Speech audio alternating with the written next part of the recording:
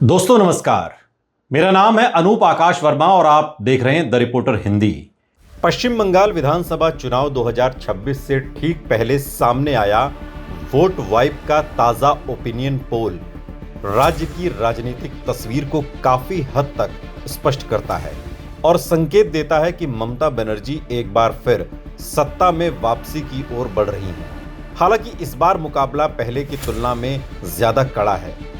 294 सीटों वाली विधानसभा में इस सर्वे के अनुसार टीएमसी को 174 से 184 सीटें मिल सकती हैं, जो 148 के बहुमत के आंकड़े से काफी ऊपर है। दूसरी ओर भारतीय जनता पार्टी को 108 से 118 सीटें मिलने का अनुमान है, जो ये दर्शाता है कि बीजेपी ने 2021 के मुकाबले अपनी स्थिति मजबूत की है, लेकिन अभी भी सत्ता से दूर है। मुख्यमंत्री पद के लिए पसंद के सवाल पर भी ममता बनर्जी 48.8% समर्थन के साथ स्पष्ट रूप से आगे हैं, जबकि शुवेंदु अधिकारी को 33.4% समर्थन मिलता दिखाई देता है। ये अंतर बताता है कि नेतृत्व के स्तर पर ममता बनर्जी की पकड़ अभी भी मजबूत बनी हुई है। इस सर्वे को समझने के लिए इसके ट्रेंड पर ध्यान देना जरूरी है। 23 मार्च के पिछले सर्वे में टीएमसी को 184 से 194 सीटों का अनुमान था, जो अब घटकर 174 से 184 पर आ गया है, जबकि बीजेपी की सीटें 98 से 108 से बढ़कर 108 से 118 हो गई हैं। इसका मतलब है कि बीजेपी ने कुछ इलाकों में अपनी पकड़ मजबूत की है, लेकिन ये बढ़त अभी भी इतनी नहीं है कि वो टीएमसी को सत्ता से बाहर कर सके। ये भी ध्यान देने वाली बात है कि कांग्रेस और वाम दलों की स्थिति इस बार बेहद कमजोर दिखाई गई है, जिन्हें केवल 0 से 4 सीटें मिलने का अनुमान है।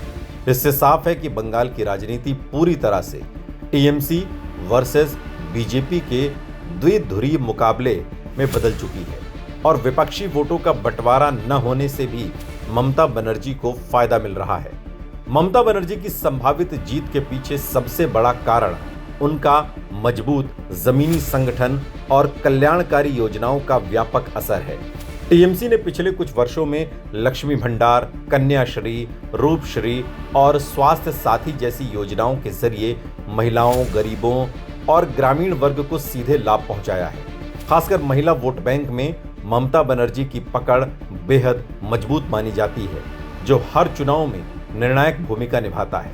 इसके अलावा ग्रामीण बंगाल में टीएमसी का संगठन बूथ स्तर तक सक्रिय है, जिससे वो हर सीट पर प्रभावी ढंग से चुनाव लड़ पाती है। क्षेत्रवार आंकड़ों से भी ये स्पष्ट होता है कि टीएमसी की बढ़त अभी भी निर्णायक है, भले ही कुछ इलाकों में बीजेपी मजबूत हो रही हो। उदाहरण के तौर पर मेदिनीपुर क्षेत्र में बीजेपी को 32 से 34 सीटों का अनुमान है, जबकि टीएमसी को 22 से 24 सीटें मिल सकती हैं। ये इलाका बीजेपी का मजबूत गढ़ बनता जा रहा है, लेकिन मालदा जैसे क्षेत्रों में टीएमसी 31 से 33 सीटों के साथ आगे दिख रही है, जहां बीजेपी 15 से 17 सीटों तक सीमित है। इसी तरह दक्षिण बंगाल, खासकर कोलकाता और उसके आसपास के क्षेत्रों में टीएमसी की पकड़ अभी भी मजबूत है। उत्तर बंगाल में बीजेपी ने जरूर अपनी स्थिति बेहतर की है, लेकिन वो पूरे राज्य में संतुलन बनाने में अभी भी पीछे है। ममता बनर्जी की व्यक्तिगत छवि भी उनकी जीत का एक बड़ा कारण है। उन्होंने खुद को दीदी के रूप में एक जननेता के तौर पर स्थापित किया है, जो आम लोगों के बीच सहज रूप से जुड़ती है। बीजेपी के खिलाफ उनका बंगाली अस्मिता का नैरेटिव भी काफी प्रभावी रहा है, जिसमें वो चुनाव को बाहरी बनाम बंगाली के रूप में पेश करती हैं। ये रणनीति खासतौर पर उन मतदाताओं को प्रभावित करती है जो क्षेत्रीय पहचान और सांस्कृतिक गौरव को महत्व देते हैं। इसके अलावा बीजेपी की चुनौतियां भी टीएमसी के लिए अप्रत्यक्ष रूप से फायदेमंद हैं। बीजेपी ने राज्य में संगठन जरूर मजबूत किया है, लेकिन उसके पास ममता बनर्जी जैसी सर्वमान्य क्षेत्रीय नेता की कमी महसूस होती है। शुवेंदु अधिकारी एक मजबूत नेता जरूर हैं, लेकिन उनकी स्वीकार्यता पूरे राज्य में समान नहीं है। इसके अलावा बीजेपी का अभियान कई बार राष्ट्रीय मुद्दों पर ज्यादा केंद्रित रहता है, जबकि बंगाल के मतदाता स्थानीय मुद्दों जैसे रोजगार, सामाजिक सुरक्षा और क्षेत्रीय पहचान को ज्यादा महत्व देते हैं। 2021 के चुनाव के आंकड़ों से तुलना करें तो उस समय टीएमसी ने 215 सीटें जीती थी, जबकि बीजेपी 77 सीटों पर रही थी।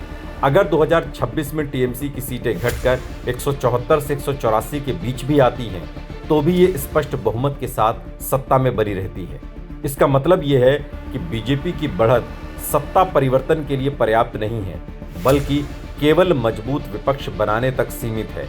ये स्थिति बंगाल में एक नए राजनीतिक संतुलन को दर्शाती है, जहां मुकाबला कड़ा है, लेकिन परिणाम अभी भी टीएमसी के पक्ष में झुका हुआ है।